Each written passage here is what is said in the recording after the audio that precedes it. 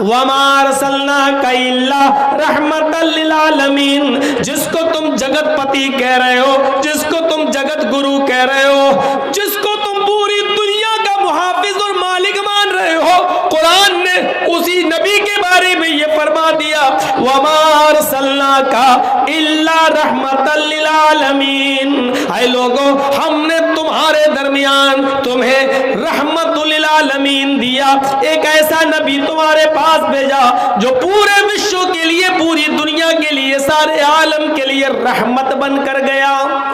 वो इंसानों के लिए रहमत, वो जमातात के लिए रहमत, वो नबातात के लिए रहमत, यहाँ तक कि वो जानवरों के लिए भी रहमत। मेरे प्यारे साथियों, अबू सईद खुदरी रज़ी अल्लाह ताला अन्हु नबी अकरम का बर्तन पकड़े हुए हैं, क़ज़ाए हाजत के लिए अल्लाह के रसूल जंगल की तरफ जा रहे हैं। अबू सईद खुदरी पानी का बर्तन लिए हुए हैं। थोड़ी दूर गुजरने के बाद जब जंगल आ जाता है तो हजरत अबू सईद खुदरी से अल्लाह के रसूल ने पानी का वो बर्तन ले लिया। आए अबू सईद, अब तुम यहीं रहो, मैं जंगल में जाता हूँ, झाड़ियों की आड़ में जाता हूँ और क़ज़ाए हाजत से फारिग होकर आता हूँ। मैं क़ज़ाए हाजत लैट्रिन से फारिग होकर आता हूँ। पानी का बर्तन दे दिया। अबू सईद खुदरी वहीं बैठ गए। अबू सईद खुदरी की नजर एक पेड़ के ऊपर, एक दरख्त के ऊपर पड़ी। क्या देखते हैं? उस दरख्त के ऊपर एक नेस्ट है, एक घोंसला है और उस घोंसले में एक चिड़िया के दो बच्चे ची ची कर रहे हैं। अबू सईद खुदरी को बच्चे बड़े प्यारे नजर आए।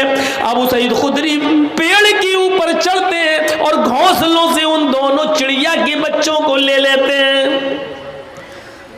वो चिड़िया के बच्चे ची ची कर रहे हैं और उसी पेड़ के नीचे बैठ जाते हैं। थोड़ी देर के बाद इन बच्चों की माँ चिड़िया आती है। वो घोंसले में अपने बच्चों को नहीं देखती है। इन बच्चों की चीखने की, ची ची करने की आवाज चिड़िया के कानों में जाती है। चिड़िया के मुंह में जो दाना था, जो अपने बच्चे को खिलाने के लिए लाई थी, उसने चिड़िया ने मुंह खोल दिया और वो दाना नीचे की तरफ गिर गया। चिड़िया अब अबू सईद खुदरी के सर पर मुड़लाने लगी और पर मारती थी, यानी इशारा कर रही थी कि मेरे बच्चे मेरे हवाले कर दो। अबू सईद खुदरी उन बच्चों को पकड़े हुए और वो चिड़िया उनके सर पर मुड़ला रही है, गोया कि वो अपने बच्चे अपनी जबान से मांग रही है। थोड़ी देर के बाद अल्लाह के नबी क़ज़ाए हाजत से फारिग होकर आते हैं। उस चिड़िया को अबू सईद खुदरी के सर पर मुड़लाते हुए देखते हैं और दोनों बच्चों को अबू सईद के हाथ में देखते हैं। कहते हैं, अबू सईद, तुमने इस चिड़िया को उसके बच्चे छीन कर परेशानी में डाल दिया है, तुमने उसको परेशानी में मुब्तला कर दिया है। जिस तरह हमें अपने बच्चों से मोहब्बत होती है, इन परिंदों को भी अपने बच्चे से मोहब्बत होती है। इस चिड़िया के बच्चे छोड़ दो। अबू सईद खुदरी ने चिड़िया के बच्चे जैसे ही छोड़े, चिड़िया ने फौरन एक पर से उठाया, चोंच से दबाया और अपने बच्चे को लेकर उड़ी और घोंसले में रख दिया। फिर दूसरे बच्चे को भी इसी तरह ले गई। अबू सईद खुदरी कहते हैं, मैं चंद दिनों के बाद कुछ दाना लेकर आया कि मैं उस घोंसले में डाल दूं ताकि उस चिड़िया को ज्यादा मेहनत ना करना पड़े।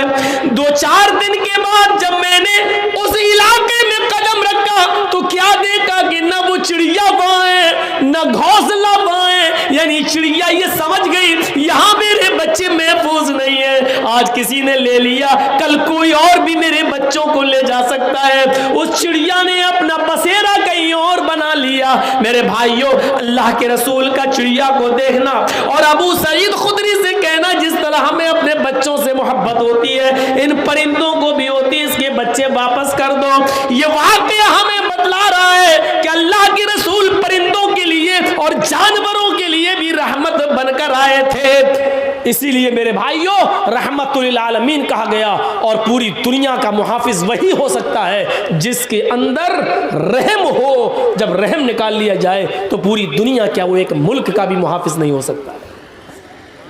हिफाजत के लिए रहम का होना जरूरी है और रहमत जिसके अंदर नहीं है, मेरे भाइयों, वो अपनी आंखों के सामने भी बर्बादी होते हुए देखेगा लेकिन उसको तरस नहीं आएगा। इसलिए अल्लाह के रसूल के बारे में क्या कहा गया? रहमतुल लिल आलमीन। आसिना साधु मनम, साधुओं की तरह जिंदगी गुजारेगा। ये बड़ी अच्छी सिफत बताई है। हमारे यहाँ साधु लोग उसको समझते हैं जो अपना घर मकान छोड़कर किसी जंगल में चला जाए और बस अल्लाहू अल्लाहू अल्लाहू करता रहे, या राम राम राम राम राम राम करता रहे। उससे पूछो ये यहाँ क्या कर रहे हो? चुप, अल्लाह को याद, अल्लाहू अल्लाहू, इतनी लंबी माला ले ली, अल्लाहू अल्लाहू अल्लाहू। शाम को खाना, चुप, अल्लाह देगा, अल्लाहू अल्लाहू। ऐसे लोग जहां आपको मिले ना, इनको उल्टी छुरी से काटो। ऐसे लोग जहां मिले उनको 1000 जूते मारो और एक गिनो। ये लोग कौम के रहबर और रहनुमा नहीं है, ये बोझ है समाज पर। ये इनको हम अपनी भाषा में बोल दें, ये लोग हराम खोर लोग हैं। मोहल्ले वालों के रोटी के टुकड़ों पे पलेंगे, जंगल में बैठे अल्लाहू अल्लाहू अल्लाहू, सुभान अल्लाह सुभान अल्हम्दुलिल्लाह। हफ्ते में एक दिन आता है जुमे का, जो बड़ा मुबारक दिन है और जिसके नाम पर अल्लाह ने पूरी एक सूरत ही नाजिल कर दी, सूरतुल जुमा। लेकिन सूरह जुमा नाजिल करते वक्त जुमे के दिन को बरकतों से नवाजने के बावजूद अल्लाह ने यह नहीं कहा कि पूरा का पूरा दिन तुम जुमे का सुभान अल्लाह और अल्हम्दुलिल्लाह में लगाओ, बल्कि क्या कहा? फ़ैज़ा क़ुदियतिस सलातु फ़ंतशिरू फ़िल अर्ज़। जब जुमे की नमाज पढ़ लो, इमाम साहब सलाम फेर दे तो अब मस्जिद में मत बैठो, निकलो। अब क्या कर रहे हो? नमाज हो गई, जाओ। अब बैठे हो अल्लाह सुभान अल्लाह, अरे नमाज हो गई, अब जाओ। अब क्या करो? ये भी अल्लाह ने कहा फ़ंतशिरू फ़िल अर्ज़। अल्लाह का हक अदा हो गया, तुमने कर लिया, अब जमीन में फैल जाओ। जमीन में फैल कर क्या करो? वब्तगू मिन फ़ज़लिल्लाह। अल्लाह ने जो रिस्क उतारा है उसको तलाश करो, अपने बीवी बच्चों के लिए मेहनत करो, कमाओ, रिक्शा चलाओ, जंगलों में जाकर लकड़ियां काटकर बाजार में बेचकर अपनी बीवी और बच्चे का पेट भरो। यह जिम्मेदारी तुम्हारे ऊपर है। रिस्क हलाल कमाओ, हलाल रोजी कमाओ। हराम तो घर बैठे मिल जाए। एक फ़ोन कर दो, आपके बच्चे को नौकरी दिलवा रहे हैं, मेरे फलां से बड़े अच्छे ताल्लुकात, अच्छा अच्छा ठीक है, 50,000 रुपये भेज दो, आ गया। आज तो मेरा घर चली गया है, 1 महीना चल जाएगा, 1 महीने के बाद फिर दूसरी टोपी पहनाएंगे। कहा वब्तगू मिन फ़ज़लिल्लाह, रिस्क तलाश करो अल्लाह का। जुमे का दिन भी पूरा का पूरा अल्लाह ताला ने निकाह की इबादत में गुजार दो। और ये बैठा हुआ है वहाँ अल्लाह अल्लाह, बीवी बच्चों को सबको छोड़े हुए अल्लाह अल्लाह। गौतम बुद्ध ने ऐसा किया था, शादी की, एक बच्चा भी पैदा हुआ, उसका नाम राहुल था। और जब वो गृहस्थी नहीं चला पाए बेचारे, बीवी बच्चों के झमेले में पड़ गए, तो बीवी छोड़ी, बच्चा छोड़ा, भाग गए जंगल में। और लोगों को क्या बेवकूफ़ बना दिया, हम सच्चाई की तलाश में जा रहे हैं, सत्य ढूंढने के लिए जा रहे हैं। और फिर वो पूरी जिंदगी उन्होंने जंगल में गुजारी, अल्लाह अल्लाह करते हुए, राम राम करते हुए, भगवान को याद करते हुए। और लोगों में मशहूर हो गया बुद्धिस्टों में कि वो तो सच्चाई की राह में अपनी बीवी को त्याग करके, अपने बच्चे को छोड़कर, अपनी बीवी को छोड़कर सच्चाई की तलाश में चले गए। सच्चाई की तलाश में उन्होंने अपनी पूरी ज़िंदगी जंगल में गुजार दी।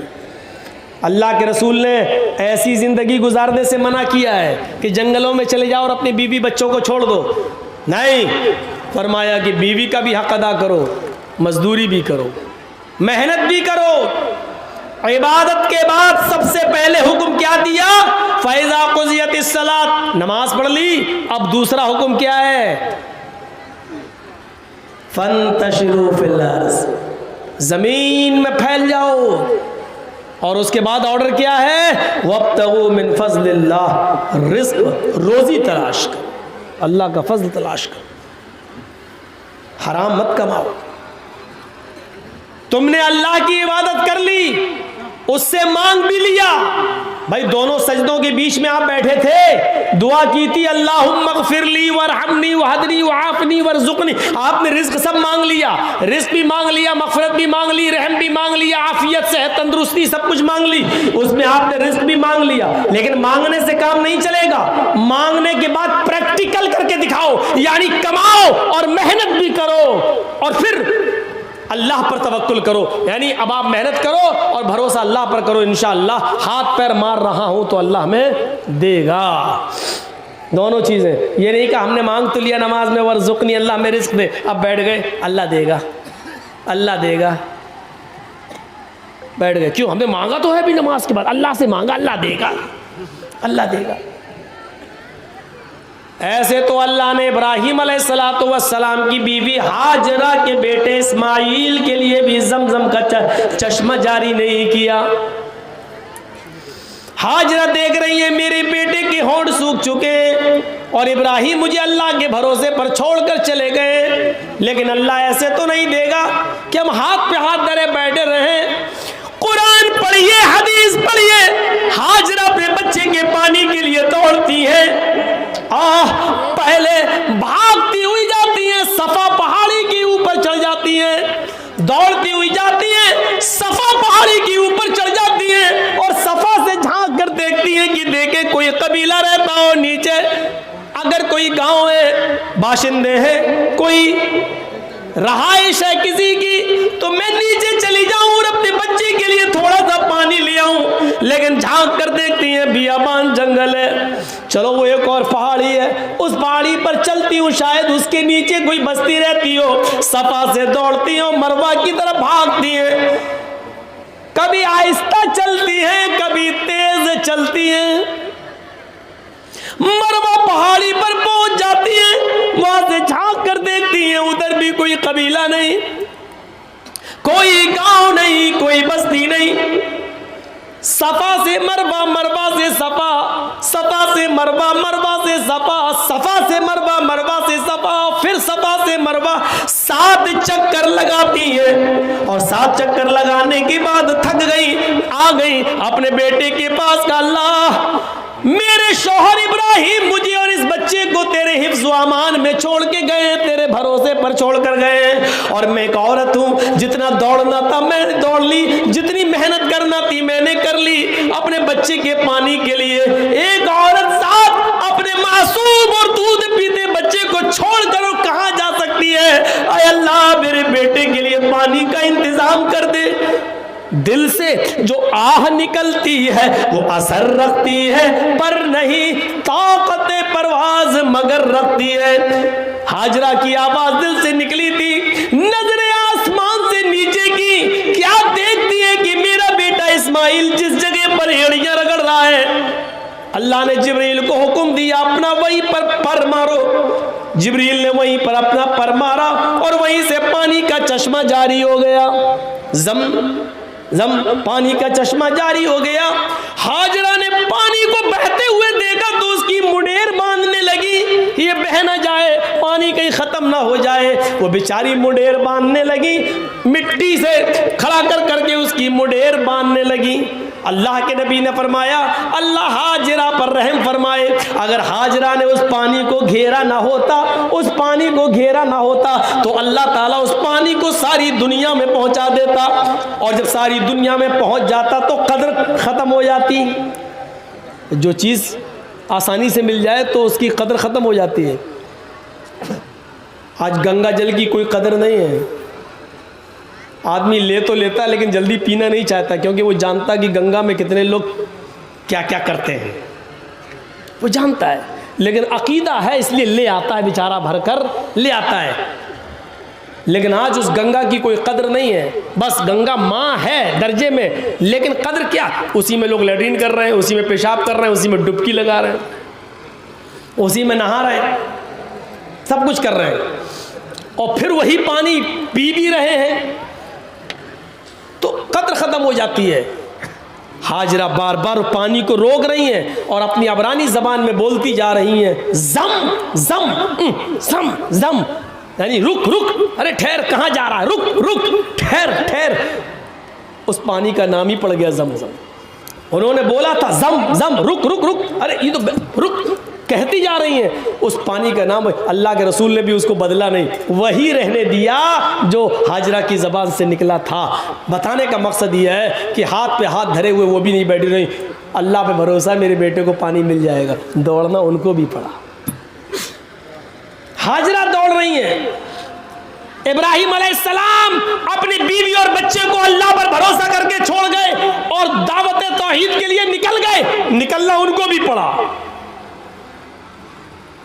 हम लोग इतने बड़े मजबूत आदमी हैं कि एक जगह बैठ जाएं, अल्लाह अल्लाह अल्लाह अल्लाह करते रहे, हमें तो आसमान से मिलेगा। इसीलिए मैंने कहा कि ये जहां मिले समझ लो यह सबसे बड़ा हराम खोर है।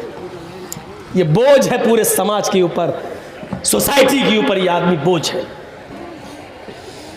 मेहनत करना सीखो, मेहनत। तो बात थोड़ी सी आगे, आसिना साधु तो मना, वो साधुओं की तरह रहेगा। साधु उसको नहीं कहते हैं, साधु उसको कहते हैं कि जिसके पास सब कुछ हो, बहुत कुछ हो, लेकिन उसने अपने ऊपर खर्च ना किया हो, सब गरीबों और मिस्कीनों पर लुटा दिया हो। इसको क्या बोलते हैं? साधु। और अल्लाह के रसूल इस तारीफ पर फिर बैठते थे। सब कुछ था। अल्लाह के रसूल गरीब थे? नहीं। जो कहता है अल्लाह के नबी गरीब थे वो कभी कभी ज़्यादा ही गुलू कर जाता है। अच्छा, आप कितने जानवरों की कुर्बानी कर लेंगे? मुश्किल से 1 बकरा, 2 बकरा, बहुत हुआ 3, या बड़े जानवर में आप हिस्सा डाल लेते हैं। 3-4 जानवरों से बड़ा अमीर आदमी भी 2-3-4 जानवरों से ज़्यादा कुर्बानी नहीं कर पाता है। लेकिन अल्लाह के रसूल सल्लल्लाहु अलैहि वसल्लम ने 100 ऊँटों की कुर्बानी की। और अरब के अंदर एक ऊँट बड़ा महंगा माना जाता है जिसको सुर्ख ऊँट कहा जाता है। सुर्ख ऊँटों की कुर्बानी की 100। जब अल्लाह के नबी ज़िबा करने के लिए तैयार हो गए, नहर करने के लिए, तो 63 ऊँटों को अल्लाह के रसूल ने अपने हाथ से नहर किया। और उसके बाद में आपने खंजर नेज़ा दे दिया हज़रत अली को, बकिया ऊँट हैं तो मेरे, लेकिन आप नहर करिए। तो बकिया जो 37 ऊँट बचे थे वो हज़रत अली ने 100 सुर्ख ऊँटों की कुर्बानी की थी अल्लाह के रसूल ने। 100 ऊँटों की कुर्बानी करने वाला गरीब होगा, लेकिन 100 ऊँटों की कुर्बानी करने के बाद वो गोश्त आपका पता नहीं चला, सब गरीबों और मिस्कीनों में बट गया। दूसरे दिन भी अल्लाह के नबी सल्लल्लाहु अलैहि वसल्लम के पास उसमें से कुछ नहीं रह गया। इसको कहते हैं जिसके पास सब कुछ हो लेकिन उसने अपने ऊपर खर्च ना किया हो, लोगों पर लुटा दिया हो, गरीबों और मिस्किनों पर लुटा दिया हो।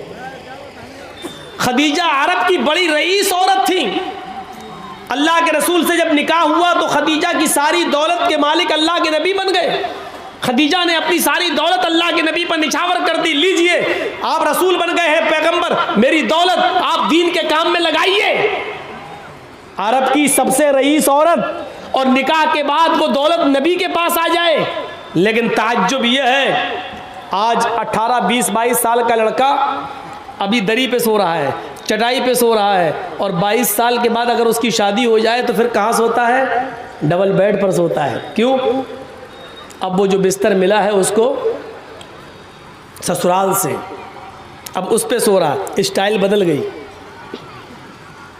अभी तक साइकिल चला रहा था, शादी के बाद अब वो हीरो होंडा चला रहा है, स्प्लेंडर चला रहा है, यामा चला रहा है। अब तो और स्टैंडर्ड गाड़ियां आ रही हैं, वो चला रहा है। क्यों? ये भीख में मिली है। समझ गए ना? ज़्यादा रगड़ने की ज़रूरत नहीं है। साइकिल अपने पास से खरीदी थी, उसकी हिफाजत थी बेचारी, पंचर भी नहीं होने देता था। और मोटरसाइकिल जब मिली है तो हर स्पीड बढ़ रही। क्यों? फ्री की गाड़ी है। मेरे लड़की के बाप ने इंटरनेशनल फ़कीर समझ के दे दिया। ले, नहीं दे रहे थे तो नाराज़ हो रहा था, तो भिखारी समझ के दे दिया। अल्लाह के नाम पे जो मांगे वो फ़कीर है ना। इसने तो अपने बेटे के नाम पे मांगा, मेरा बेटा 5 लाख की दुकान पे बैठता है, तू 50,000 की गाड़ी नहीं दे सकता। तो अब आप सोचो, जो बेटे के नाम पे मांगे वो बड़ा फ़कीर है, या जो अल्लाह के नाम पे मांगे वो बड़ा फ़कीर है? फैसला खुद ही कर लो। अल्लाह के नाम पे मांगता उसको आप 10-5 रुपये देते हो, बेटे के नाम पे पूरी 50,000 की गाड़ी दे देते हो। चल रहा, अल्लाह के रसूल ने खदीजा से निकाह किया, लेकिन आपके रहने सहने की स्टाइल नहीं बदली। वही चटाई पर सोते थे, वही बिस्तर, खाने पीने की भी स्टाइल नहीं बदली, वही खाते थे जिससे पहले खाते आए। क्यों? क्योंकि आपने खदीजा की दौलत को अपने ऊपर इस्तेमाल ही नहीं किया, गरीबों और मिस्किनों पर लुटा दिया। इसको कहते हैं क्या? साधु। साधु वो नहीं होता है आजकल की तरह, ये भी अपने आप को साधु बोलता है। अभी इशारा ही करूँगा मैं, बकिया रिजल्ट आप निकाल लेना। ज़रूरी नहीं है कि मैं सब नाम लूँ और हर वक्त केस ही करवाऊँ अपने ऊपर, बहुत हो चुके हैं, अब थोड़ा बचना भी चाहिए। ये भी कहता मैं तो फकीर हूँ, झोला उठाऊंगा चल दूंगा। अपने आप को साधु आज भी बोला जा रहा। अब दुनिया, अब दिमाग से सोचो, करोड़ों रुपए के प्लेन पे सफ़र करता हो वो आदमी फ़कीर है। 10 लाख रुपए का सूट पहनकर ओबामा का स्वागत करता हो वो आदमी अपने आप को फ़कीर कह रहा हो। जिसकी जेब में पेन 1 लाख रुपए की कीमत का हो वो आदमी ये कहे कि मैं झोला उठाऊंगा चल दूंगा। कैसा लग रहा है ये जुमला? फ़कीरी का मजाक उड़ा के रख दिया गया। साधु उसको कहते हैं कि जिसके पास मालो दौलत की कमी ना हो, लेकिन उसने अपने ऊपर खर्च ना किया हो, सब कुछ गरीबों और मिस्किनों पे लुटा दिया हो। और इस तारीफ में मुहम्मदुर रसूलुल्लाह पूरे फिट उतर। तो कितनी चीज़ें हो गई? अश्वमा शुगमा रूहा, पहली चीज़ बुर्राक, घोड़ा मिलेगा जिस बिजली से भी ज़्यादा तेज़ रफ्तार से चलेगा। देवदत्त जगतपति, देवदत्त अल्लाह देगा, जगतपति जो पूरी दुनिया के लिए रक्षक बनकर रहमत बनकर आएगा, यानी मुहम्मदुर रसूलुल्लाह को रहमतुल आलमीन को। 2 चीज़ें। तीसरी चीज़ आसिना सादुत मनम, वो साधुओं की तरह रहेगा, यानी उसके पास मालो दौलत की कमी नहीं होगी, लेकिन वो मालो दौलत अपने ऊपर खर्च नहीं करेगा बल्कि गरीबों और मिस्कीनों में लुटा देगा। और चौथी चीज़ ष्टेश्वर्या गुणान्विता, आसिना साधुमनम षटेश्वर्या गुणान्विता, वो 8 खूबियों का मालिक होगा। ष्टेश्वर्या गुणान्विता, 8 खूबियों का वो मालिक होगा, उसके अंदर 8 खूबियां पाई जाएंगी। अब वो 8 खूबियां क्या हैं इसको समझ लीजिए आप। इसको समझ लिया तो सब कुछ समझ लिया। महाभारत देखिए, 8 खूबियां उसके अंदर पाई जाएंगी। 8 खूबियों में पहली खूबी अल्पभाषी, दूसरी खूबी बहुभाषी, तीसरी खूबी ज्ञानी। ये 8 चीज़ें याद रखना 4-4 करके। और फिर से कह रहा हूँ मैं, इसको अपने दिमाग में रखिएगा। मैं किसी को भी खड़ा करके पूछ सकता हूँ ये 8 चीज़ें क्या हैं, मेरा कोई भरोसा नहीं, मैं किसी को भी खड़ा करके पूछ सकता हूँ। गौर से सुनिएगा। अल्पभाषी, ये तो नाम ही ऐसे मौलाना, 8 क्या 2 ही याद नहीं रहेंगी। सुनिए, अल्पभाषी, दूसरी चीज़ बहुभाषिता, बहुभाषी, तीसरी चीज़ ज्ञानी, महाभारत में लिखा। चौथी चीज़ श्रुतु ज्ञानी। 4 चीज़ें याद हो गई। अल्पभाषी 1, बहुभाषी 2, ज्ञानी 3, श्रुतु ज्ञानी 4। ये 4 एक तरफ रखिए। अब 5वीं चीज़ पे आइए, पराक्रमी। 6ठी चीज़ दानी। 7वीं चीज़ कृतज्ञ। और 8वीं चीज़ दयावान। यूपी के चीफ मिनिस्टर योगी को भी मालूम नहीं होंगी, राम भक्त हैं, लेकिन महाभारत की 8 चीज़ें उनको मालूम नहीं होंगी। और उनको क्या, इनको भी मालूम नहीं होंगी फ़कीर साहब को। राम के नाम पे बस ज़िंदगी काटेंगे, लेकिन किताबों से कोई वास्ता नहीं। और अगर किताबें पढ़ लें अपनी सच कहता हूँ, जो हिंदू धर्म को सच्चे दिल से अगर पढ़ ले तो वो ऐसा हो नहीं सकता जैसे ये आज है। मैं दावे के साथ कह सकता हूँ। अब सुनिए एक एक का मतलब। पहली चीज़ क्या बताई थी मैंने? अल्पभाषी। 8 खूबियां उसके अंदर होंगी। पहली खूबी अल्पभाषी, कम बोलने वाला, बहुत कम बोलेंगे। कम बोलने वाला आज कोई दिखता ही नहीं है।